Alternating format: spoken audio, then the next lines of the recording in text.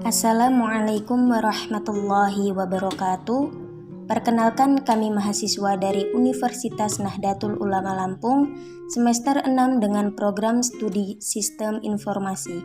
Sebelumnya izin perkenalkan diri. Kami dari kelompok 8 Studi Islam Nusantara yang beranggotakan Kiki Yulianti dengan NPM 18572011102, kemudian Miftahul Janah dengan NPM 18572011114, kemudian M. Reza Pahlevi dengan NPM 185720112, dan yang terakhir ada Tiara Febriana dengan NPM 18572011067. Di sini kami akan menjelaskan sekilas mengenai seni dan budaya Islam Nusantara.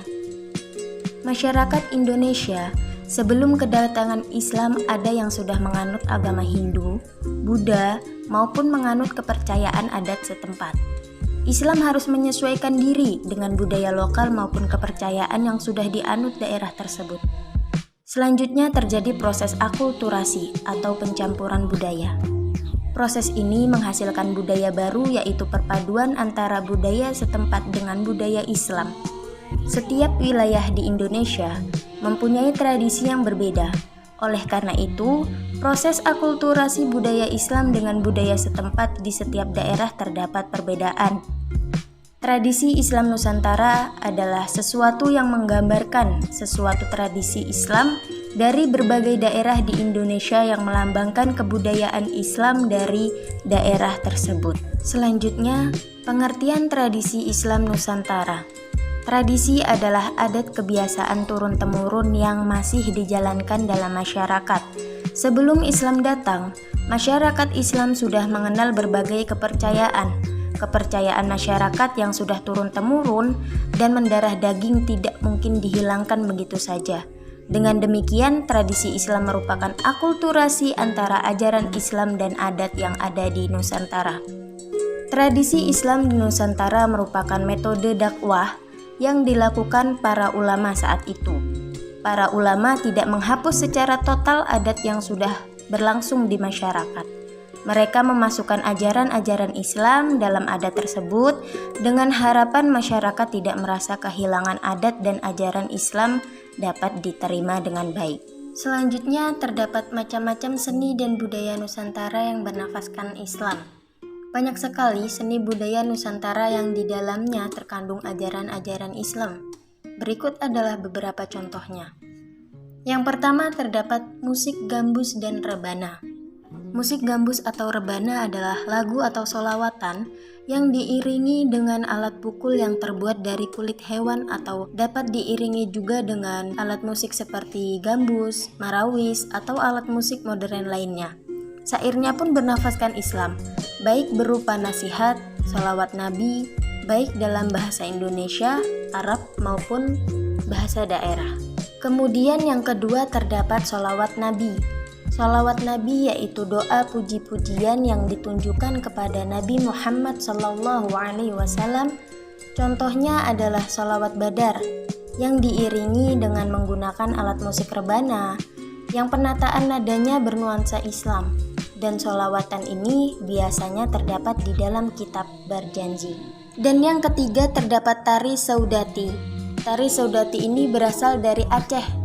Umumnya diperankan oleh laki-laki yang menari dan membuat bunyi tabuhan dengan alat musik tubuh mereka sendiri, sewaktu menepuk tangan, dada, sisi tubuh, dan menggertakkan jari-jarinya.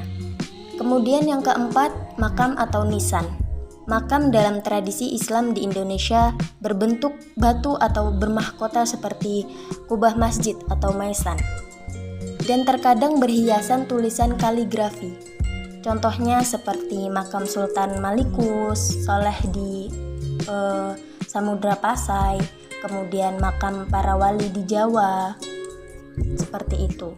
Kemudian yang kelima terdapat wayang. Salah satu budaya Jawa hasil akulturasi dengan budaya India. Cerita-cerita pewayangan diambil dari kitab Ramayana dan Bharatayuda. Setelah terjadi akulturasi dengan Islam, tokoh-tokoh dan cerita pewayangan diganti dengan cerita yang bernuansa Islam. Bagi orang Jawa, wayang bukan hanya sebagai tontonan, tetapi juga sebagai tuntunan, karena terdapat pesan-pesan moral yang menjadi filsafat hidup orang Jawa. Kemudian yang terakhir terdapat gamelan sekaten. Gamelan sekaten ini gamelan Jawa yang ditabuh saat upacara sekaten pengislaman bagi yang akan masuk agama Islam. Dengan pembacaan syahadat, sekaten ini biasanya dilaksanakan pada bulan Maulid. Kemudian macam-macam tradisi upacara adat yang bernafaskan Islam. Yang pertama terdapat penanggalan Hijriyah. Masuknya agama Islam ke Indonesia secara tidak langsung membawa pengaruh pada sistem penanggalan. Kalau dalam agama Islam itu kan menggunakan perputaran bulan, sedangkan kalender sebelumnya menggunakan perputaran matahari. Contohnya perpaduan antara penanggalan Islam dengan penanggalan Jawa itu seperti, kalau dalam penanggalan Islam itu seperti bulan Muharram, tapi dalam penanggalan Jawa itu penyebutannya bulan Suro. Kemudian bulan dalam Islam ada bulan Safar, namun dalam Jawa itu penyebutannya Sapar.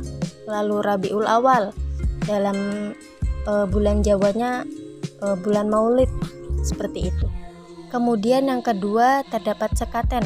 Sekaten adalah tradisi membunyikan musik gamelan milik keraton. Pertama kali terjadi di Pulau Jawa. Tradisi ini sebagai sarana penyebaran agama Islam yang pada mulanya dilakukan oleh Sunan Bonang.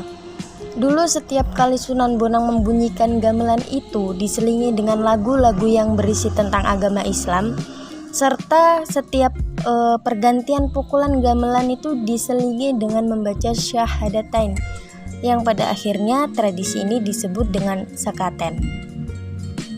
Kemudian yang ketiga terdapat suronan. Suronan ini dalam penanggalan Islam adalah bulan Muharram. Pada bulan tersebut masyarakat berziarah ke makam para wali. Selain itu mereka membagikan makanan khas berupa bubur suro yang melambangkan tanda syukur kepada Allah Subhanahu wa Ta'ala. Kemudian selanjutnya yang keempat yaitu Maulidan.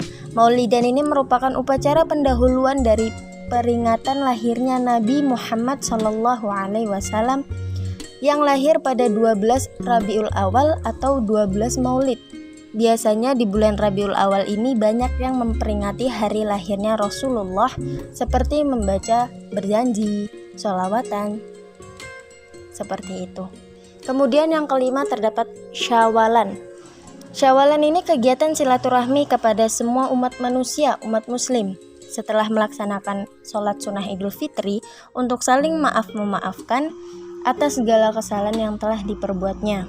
Pada tradisi tersebut berlangsung hingga beberapa hari, bahkan ada yang diramaikan pada hari ke-7 Syawal dengan istilah lebaran ketupat. Selanjutnya akikah. Akikah ini merupakan upacara di mana setelah anak lahir atau setelah berumur 7 hari biasanya diakikahi dengan menyembelih kambing atau domba. Kalau anak laki-laki bagusnya 2 domba. Sedangkan anak perempuan diperbolehkan 1. Kemudian akikah yang dibagikan pada masyarakat sekitar atau dihidangkan untuk upacara pemberian nama dan pembacaan berjanji atau disebut juga marhabanan. Jadi itu tadi ya teman-teman sekilas mengenai seni dan tradisi Islam Nusantara. Masih banyak seni dan tradisi Islam Nusantara yang belum kami sebutkan, itu hanya beberapa saja. Mungkin di desa-desa kalian, di kota kalian, masih banyak lagi seni dan tradisi Islam Nusantara yang ada di daerah kalian. Jadi, seni itu adalah penggunaan imajinasi manusia secara kreatif untuk menikmati kehidupan. Seni budaya lokal yang bernafaskan Islam tersebut adalah hasil para juru dakwah di masa lalu yang kreatif, di mana para juru dakwah mencari akal bagaimana sih supaya masyarakat yang sebelumnya masih kuat memegang adat dan budaya sebelumnya beralih ke agama Islam tanpa menyinggung perasaan adat budaya mereka. Jadi itu saja yang dapat kami sampaikan. Kurang dan lebihnya kami mohon maaf bila ada salah kata atau salah dalam penyampaian, kami mohon maaf. Kami akhiri. Wassalamualaikum warahmatullahi wabarakatuh.